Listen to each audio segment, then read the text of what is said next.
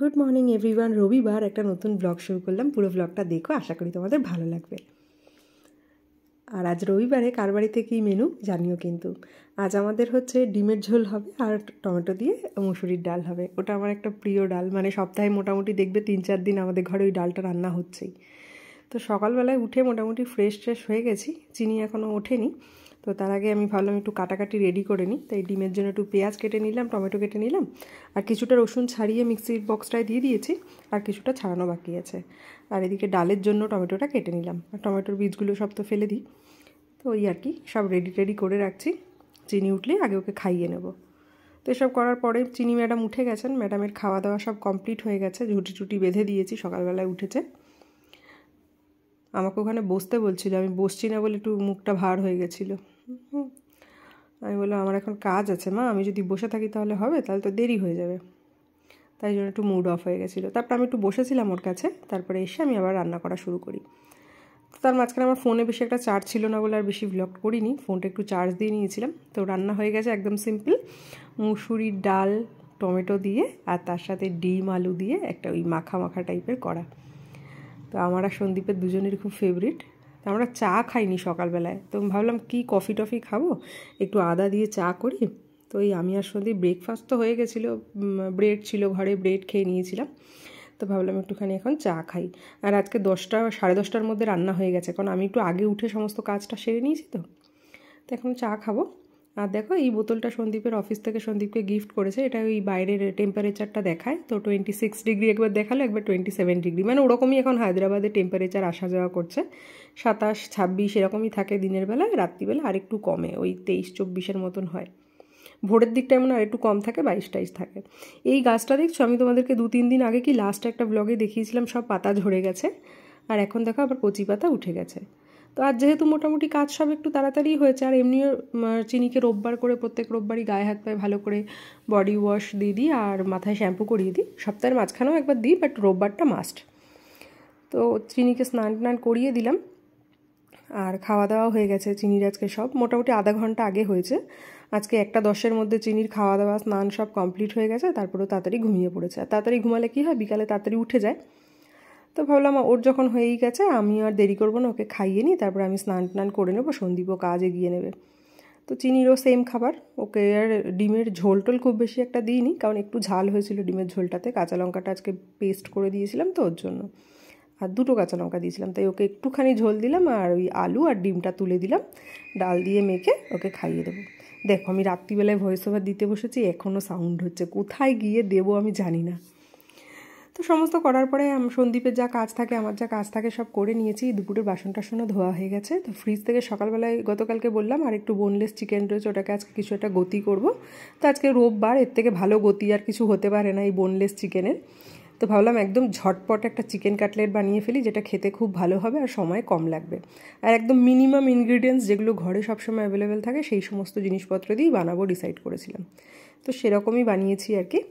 আর একটা লম্বা শেপের দিয়েছি, দেখো ওটা চিনির জন্য বানিয়েছি। কি হয়েছে, কাঁচা লঙ্কা তো কুচিয়ে বেশ কিছুটা দিয়েছি, তো চিনিটার মধ্যে থেকে না কাঁচা লঙ্কাগুলো মানে ওর মধ্যে দিইনি, একটু বেছে তুলে ফেলে দিয়েছি।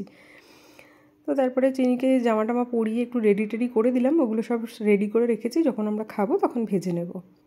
তো সন্দীপ ওকে নিয়ে একটু নিচে যাবে, সাইকেল বের করে নিয়েছে, বাট সন্দীপের একটা ফোন এসছে, ও কথা বলছে। আর চিনিকে যেহেতু ক্লিপের বক্সটা হাতে দিয়েছি, এখন বলছে খুলে দিতে। অন্য সময় নিজে খুলে নেয়, আজকে আমি টাইট করে আটকেছি, খুলতে পারছে না বলে জোরে ঝাঁকাচ্ছে। ম্যাচিং একদম, দেখো গার্ডার ক্লিপ জামা সব ম্যাচিং করে দিয়েছি, ওটা খুলে দিতেই বলছে আমাকে। তো সন্দীপের ফোনের এখনও কথা শেষ হয়নি। তো তারপরে সন্দীপ চিনিকে নিয়ে নিচে গেছিলো, সাইকেল চালিয়ে এসছে। তারপরে দাক্ষু এসছে আমাদের ঘরে, দুজনে মিলে খেলাধুলা করছে। সন্দীপের আরও একটু কাজ বাকি ছিল মনে হয়, সন্দীপ আবার ল্যাপটপটা নিয়ে বসলো। তো আমি এখন যাব এগুলো ভাজাভাজি করতে। তো এই ভেজে নিচ্ছি। আর এই ছোট্ট কড়াইটা কেনাটাতে বেশ সুবিধাই হয়েছে। আমার কাছে একটা আয়রনের এরকম ছোট্ট কড়াই আছে, কিন্তু কি বলবো, ওইটার যখনই আমি রিলস দিতাম, কোনো না কোনো লোক আমাকে কমেন্টস করতো কড়াইটা নাকি আমি মাজি না। কী করে বোঝাই, ওটার কোনো কোট নেই, কিছু নেই, ওটার লোহার কালারটাই ওরকম। যাই হোক, ফাইনালি এটা কিনে নিয়েছি। চিনির জন্য যেটা বানিয়েছিলাম ওটা চিনিকে দিয়ে দিয়েছি। আমরা সন্দীপেরটা নিয়েও বসে পড়েছিলাম খেতে। সন্দীপ হঠাৎ করে খেতে বললে এর সাথে একটু কফির দরকার। তো আমি বানাতেই যাচ্ছিলাম, ও বললো তুমি বসো, আমি নিয়ে আসছি। আর চিকেন কাটলেটটা খেতে খুব ভালো হয়েছিল। মোটামুটি ঘরে যে সমস্ত জিনিস অ্যাভেলেবেল থাকে ওইগুলো দিয়েই বানিয়েছিলাম। রাগ করেছো নাকি? ওখানে কি হয়েছে? মাকে নিয়ে যেতে হবে? কি মুড়ি পড়ে গেছে? আচ্ছা আমি তুলে দিচ্ছি। তুমি মুড়ি ফেলেছো আর মা তুলবে? উঠি উঠি, নিজে উঠি করো। নিজে ফেলছে, মাকে বলছে উঠি।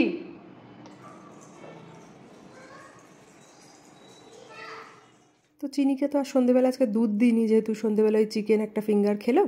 তারপরে একটুখানি মুড়ি দিয়েছিলাম, বেশ 1-1.5 ঘন্টা বাদে একটু মুড়ি দিয়েছিলাম, ওই খুটখুট করে খাচ্ছিল। আর আমি দুপুরে দিয়েছিলাম মাথায় শ্যাম্পু, তো মাথাটা ভালো করে আঁচড়ানো হয়েছিল না, তো এতক্ষণ বাদে একটু সময় পেয়েছি, মাথাটা আঁচড়ে আসলাম। এখন ভাত বসিয়ে দেবো। আর আমি এতক্ষণ চিনির কাছে বসেছিলাম মাথা আঁচড়ানোর আগে, ওকে ওই লেটার ফেটারগুলো শেখাচ্ছিলাম আর কি। এখন সন্দীপর সাথে বসেছে, বসে বসে খেলছে, আর আমি এখন ভাতটা বসিয়ে দিলাম। আর একটু কালকে সকালবেলায় ফুলকপি রান্না করব, তো ওটাই আর কি কেটে রাখছি। সন্দীপ বলেছিল ফুলকপির ভর্তা বানাতে, বাট কালকে বানাবো না, কালকে একটু ফুলকপি আলুর তরকারি রান্না করব, ভর্তা সামনের সপ্তাহে আবার বানিয়ে দেবো। ভাতও হয়ে গেছে এদিকে, আর আমি ফুলকপিটা কেটেও রেখেছি। কেটে রাখলে কী হবে, সকালবেলা উঠেই না একটু গরম জলে ওটা ভাপ দিয়ে নিয়ে রান্না করতে সুবিধা হবে। আর এখন সব তরকারিগুলো গরম করে নেবো, ডিম, ডাল। আর চিনিকে না আজকে রাত্রিরে সিদ্ধ ভাত আর দিচ্ছি না, ওই যেহেতু সন্ধ্যেবেলায় দুধটা খাইনি, তো ইচ্ছা করেই দিইনি, চিকেন টিকেন খেয়েছে, ওই জন্য রাত্রিবেলায় দুধ ভাত খাবে, তো ওই দুধটাও একটু গরম করে রাখলাম। তো চিনিও রেডি টেডি হয়ে গেছে, এখন আমি যাব ফ্রেশ হতে, তারপরে এসে শুয়ে পড়বো। আর চিনি যতক্ষণ না ঘুমায় সন্দীপটা শুতে পারে না, ও সন্দীপকে দেখলে অনেক দেরি করে ঘুমাতে, তো ওই জন্য ও ঘুমালেই সন্দীপ ঘুমায়। আমার পাপাকে গুড নাইট করে দাও। এদিকে এদিকে তাকিয়ে বলো গুড নাইট। বা চিনির আওয়াজ শুনে তো বুঝতেই পারলে ঘুম পেয়ে গেছে, একদম সাউন্ড আসতে হয়ে গেছে, শুয়ে রয়েছে, তো ঘুমিয়ে পড়বে। আমিও যাই একটু ফ্রেশ হয়ে নিলাম। আর রাত্রিবেলা এখন তো আর আগের মতন অত সময় হয় না, অত স্কিন কেয়ারও করতে পারি না, বেসিক যেটুকু ওটুকু প্রত্যেক দিনই চেষ্টা করি। তো শোয়ার আগে মুখটা ভালো করে ওয়াশ করে নিই ফেস ওয়াশ দিয়ে, দেন ওই আমি যে সিরামটা ইউজ করি ডার্মাকোর কোজিক অ্যাসিড, ওটাকে মানে ডেইলি 2বার স্নানের পরে আর রাত্রিরে শোয়ার আগে ইউজ করি। পক্সের পর থেকে এই সিরামটা ইউজ করছি, এটা ভীষণ ভালো। আর এটার ফেস ওয়াশটাও ইউজ করছি, খুবই ভালো। আমার তো ব্ল্যাক স্পটগুলো খুব তাড়াতাড়ি চলে গেছে। আর লিপ বামটাও লাগিয়ে নেবো, আর একটা হাজমালা খাবো, খেয়ে জল খেয়ে শুতে চলে যাব। পুরো ব্লগে কিছু ভালো লেগে থাকলে লাইক করে দিও, কমেন্টস করে দিও, আর ফলো না করা থাকলে করে নিও। টাটা।